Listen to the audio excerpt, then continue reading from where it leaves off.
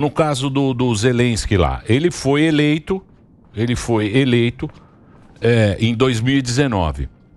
Não seria mais fácil? E também ele se aproximou muito do Ocidente, Sim, né? Tem foto com ele com todo mundo. Exato. Com o Macron Viajou o abraçando mundo. ele. Teve lá com o americano.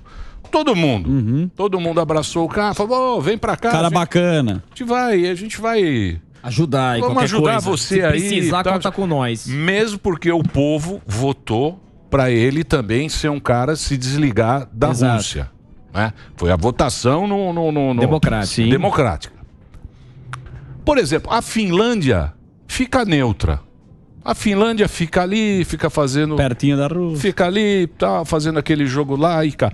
Ele não devia ter feito isso? Olha, tem que lembrar que em 2014 os ucranianos fizeram uma revolução bastante violenta justamente para... tirar um governo que era mais alinhado à Rússia e se associar mais ao Ocidente. Todas as pesquisas de opinião divulgadas na Ucrânia mostram que o desejo do povo ucraniano, majoritariamente, é de se associar e de se alinhar mais à União Europeia e, quem sabe, e esse era o grande medo do Vladimir Putin, a própria OTAN. Isso aconteceu com todos os países, basicamente todos os países do leste europeu, praticamente todos. Todos os países que faziam parte da União Soviética ou do Pacto de Varsóvia acabaram se associando ao Ocidente. Por quê? Porque eles viveram sob o comunismo e sabem o fracasso que esse sistema é e sabem a desgraça que isso é para a vida deles. Então, quando eles provaram a liberdade depois da queda do regime soviético, eles gostaram da liberdade, gostaram do que o Ocidente tem a oferecer e a maioria da população quis se associar e se alinhar ao Ocidente. Isso aconteceu tanto com a eleição do antecessor do Zelensky, com o Poroshenko, quanto com o próprio Zelensky. E, de novo, todas as pesquisas de opinião e as próprias urnas deram vitórias a candidatos que querem ser mais associados ao Ocidente. Isso, por si só, é uma derrota muito grande para o Vladimir Putin. E é isso que causa essa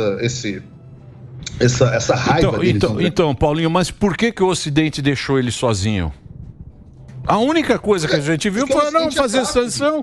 Colocaram lá a bandeira da Rússia lá em Berlim. Torre Eiffel. Outra, a iluminação lá. Nova York saiu com a bandeira da Rússia lá na Times Square e acabou. E o povo lá, bicho. Tem brasileiro lá no metrô, sendo bombardeado, não podendo ir embora. Tem brasileiro e tem americano em Kiev também, não podendo ir embora. Eu estava aqui antes de entrar no ar, assistindo aqui a Fox News. Duas coisas acontecendo enquanto eu estava no ar. Uma, eu estava assistindo, estava aqui na espera para entrar no ar. Uma, mostrando as associações de voluntários dos Estados Unidos que estão alugando ônibus dentro da Ucrânia para retirar os americanos do país, porque o governo americano não tem mais essa capacidade, o que é inacreditável. Entendam, isso para os Estados Unidos, para o americano, isso é uma coisa sagrada. Aonde um americano estiver, o governo americano vai atrás dele buscar. Vocês já viram até filme? Salvá-lo. Qual é o nome daquele filme? O Resgate do Soldado Ryan. Tem o Resgate do Soldado Ryan, que é o militar, mas aquele filme, acho que é o Captain Phillips, não? É o que os piratas tomam um navio. O Captain Phillips. Captain Phillips, né? E eles mandam os Navy SEALs lá para resgatar o navio, porque o governo americano tradicionalmente não deixa os americanos para trás. Aonde eles... Nós pagamos, eu não sou americano, mas minhas filhas são, e nós pagamos os nossos impostos aqui justamente para que em qualquer lugar do mundo nós tenhamos Navy SEALs, seja quem quer que seja quem quer que for, para ir atrás nos resgatar os americanos. E isso... O que está acontecendo aqui é uma situação... O que está acontecendo na Ucrânia é uma situação onde o governo americano está de mãos atadas. Então, os voluntários estão fazendo o que fizeram no Afeganistão, de mandar ônibus, e às vezes escoltados por ex-militares americanos para garantir a segurança, para serem retirados de lá. O Brasil não tem essa tradição, mas aqui tem.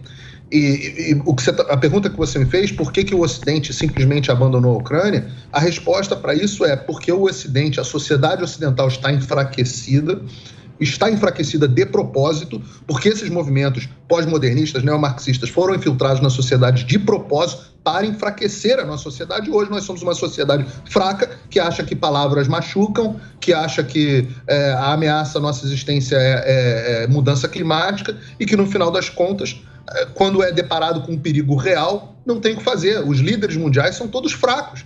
Macron é um fraco, Justin Trudeau é um sei lá o que é, aquilo não deve ter um grama de testosterona no corpo dele, aquilo é um bunda mole. O Biden, coitado, senil. Os Estados Unidos nunca tiveram um presidente tão fraco assim. O Barack Obama era um presidente muito fraco, mas fraco pelas suas posturas. O Joe Biden é uma figura débil, é uma figura física e mentalmente débil. Ele é débil andando, ele é débil falando, ele não consegue ler o teleprompter dele. Você quer uma cena mais ridícula do que ontem? O líder do mundo livre, porque o presidente americano é chamado de o líder do mundo livre, com um papelzinho na mão, tentando ler assim, aí perguntaram para ele, e você está querendo falar, você já falou com a China para tentar isolar diplomaticamente a Rússia? Aí ele olhou, eu não estou pronto para responder essa questão nesse momento. Meu Deus! Excelente. Paulinho, o Paulinho ia perguntar exatamente isso. Qual foi a tua análise do discurso do Biden e de todos aí do CPEC aí, que você deve ter conversado, qual foi a análise do discurso do Biden? Pois é, eu tinha acabado de chegar aqui porque eu assisti no carro o discurso, eu fiz o Pânico com vocês ontem e vim direto para cá. E quando cheguei aqui, estava todo mundo falando sobre o discurso do Biden, colocando a mão na testa, falando, meu Deus, esse é o comandante em chefe das nossas forças, esse é o líder do nosso país. E o que ele anunciou? O que o Biden ontem anunciou que mudou a regra do jogo?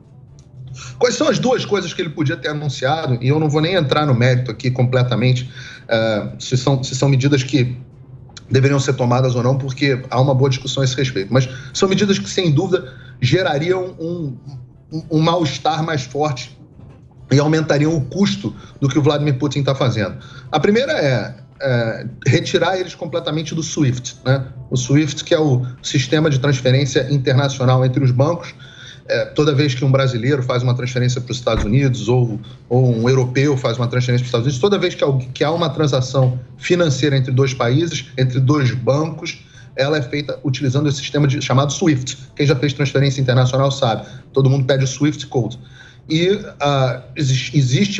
tem sido feita a discussão sobre retirar completamente a Rússia do SWIFT. Isso faria com que a economia russa basicamente se isolasse completamente do resto do mundo, inclusive impedindo transações internacionais, uma coisa que afetaria o Brasil especificamente, afetaria todos os países. Não poderia mais haver transações internacionais com a Rússia.